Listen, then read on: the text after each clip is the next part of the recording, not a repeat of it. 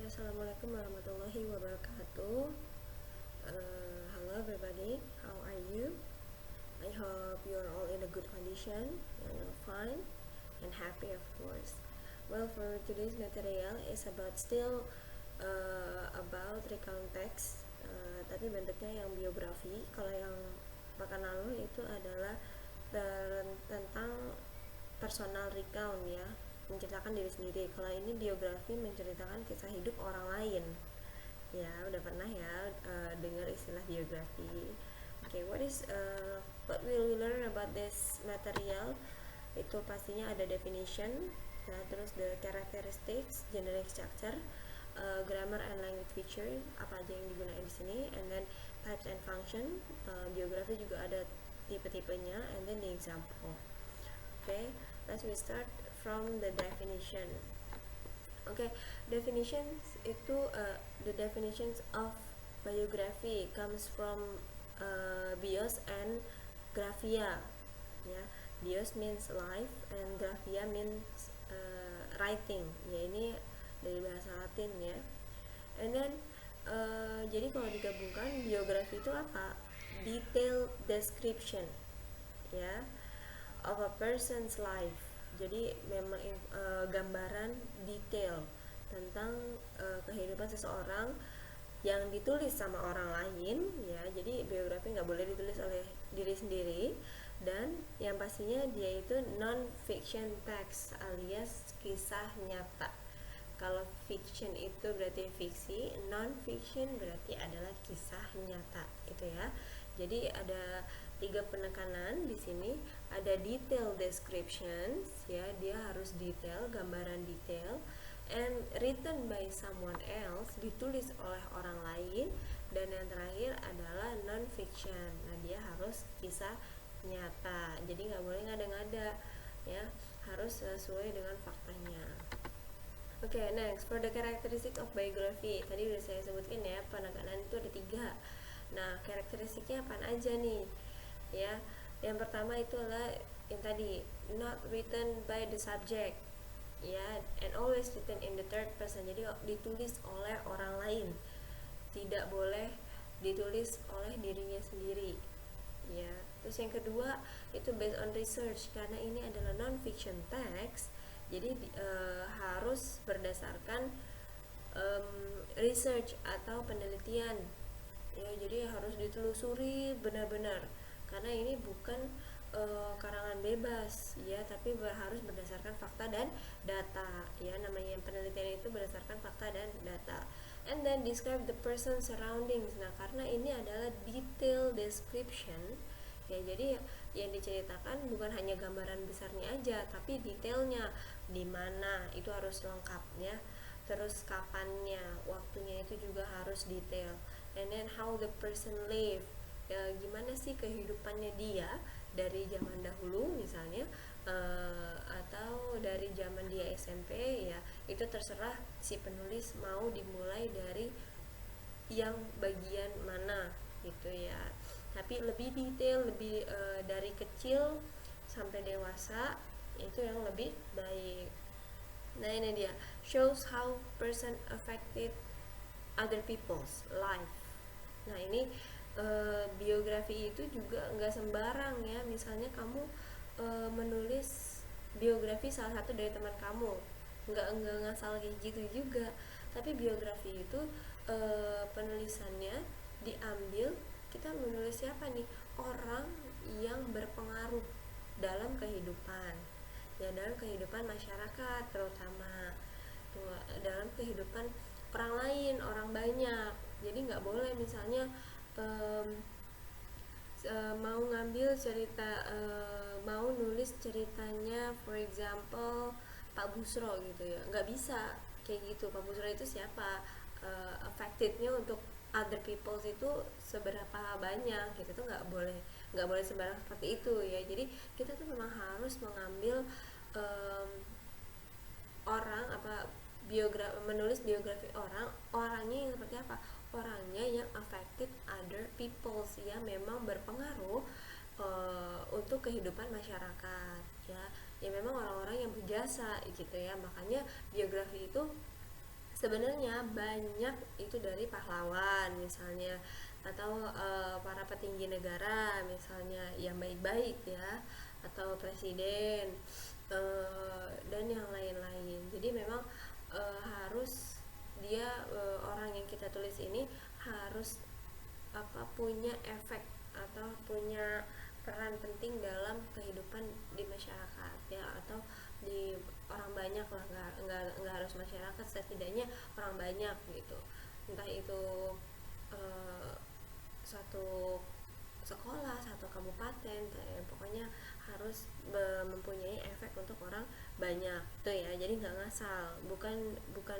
description text ini yang menggambarkan orang siapa aja bisa digambarkan, enggak ya. Biografi harus orang yang memiliki pengaruh terhadap kehidupan orang banyak.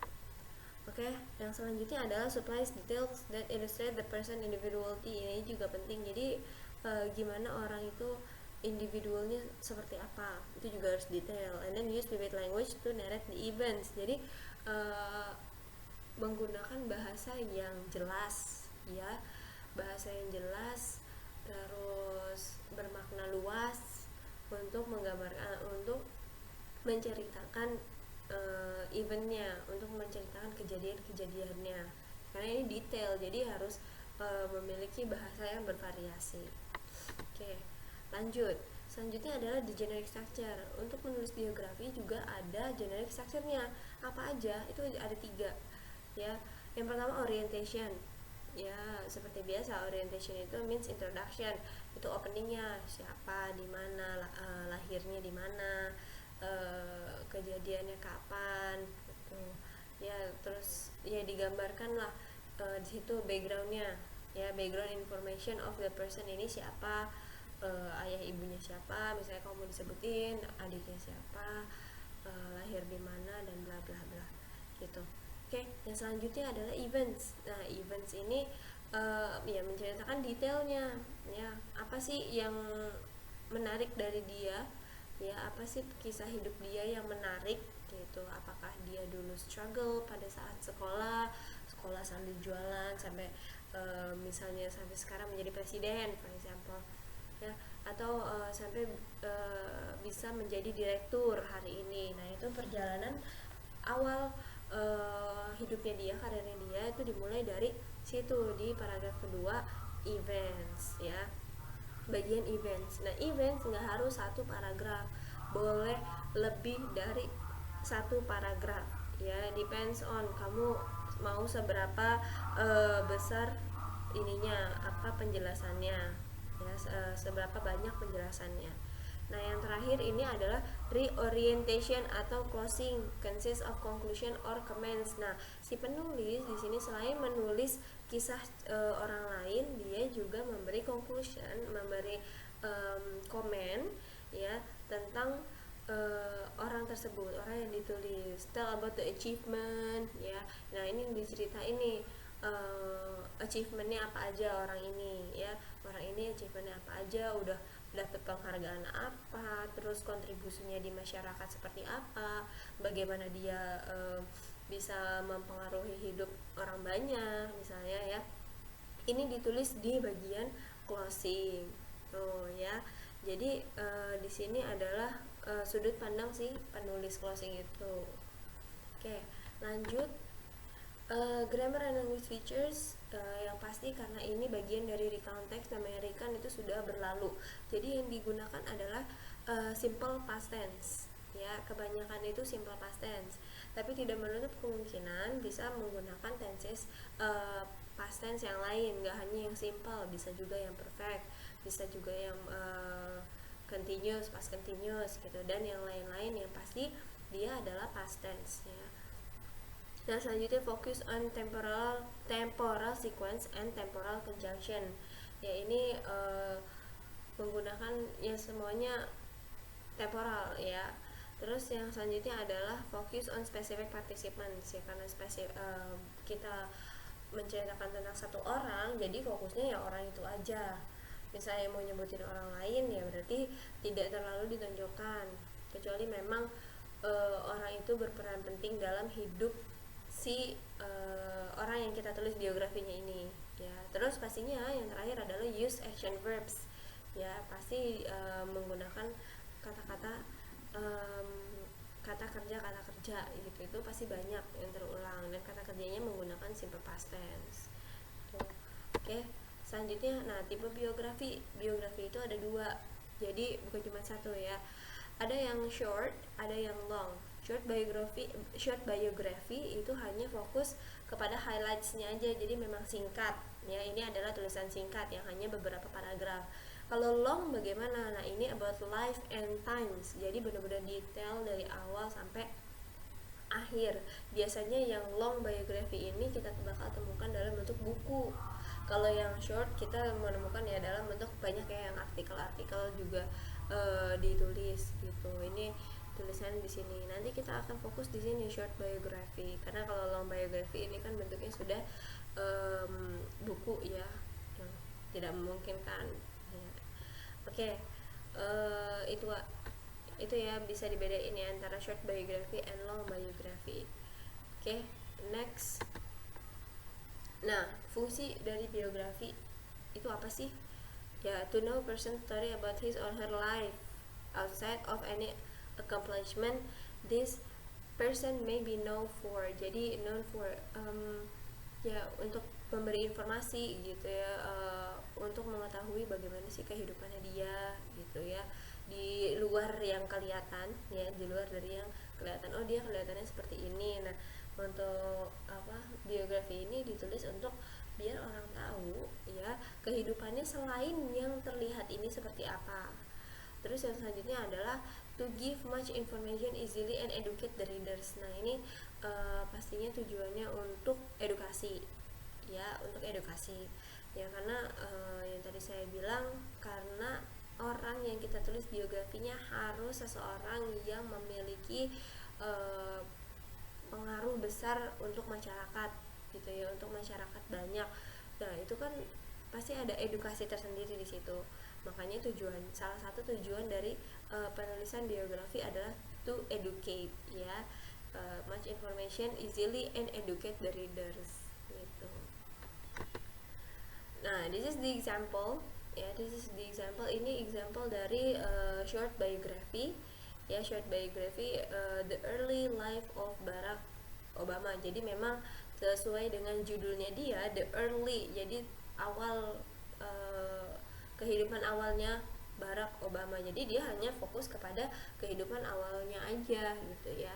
Nah yang pertama ini introduction. Nah ini Barack Obama ini namanya, terus was born di mana ya, terus dia ceritain fathersnya and then mothers dan bla bla bla. Nah series of eventnya yang pertama adalah after the divorce. Nah ini adalah awal mula cerita biografi dimulai ya, ini awal cerita biografi dimulai. Nah kalau si penulis ini menulis setelah kejadian divorce ya, Obama's mother then married an Indonesian tuh ya. Jadi setelah mereka dimulai dari ketika orang tuanya bercerai sampai terakhir. Nah closingnya adalah nih, Obama entered Harvard. Nah ini achievement dia, berarti dia achievementnya adalah masuk ke universitas ke sekolah Harvard Law School ya di sini. And then ini pencapaiannya lagi, selected an editor ya.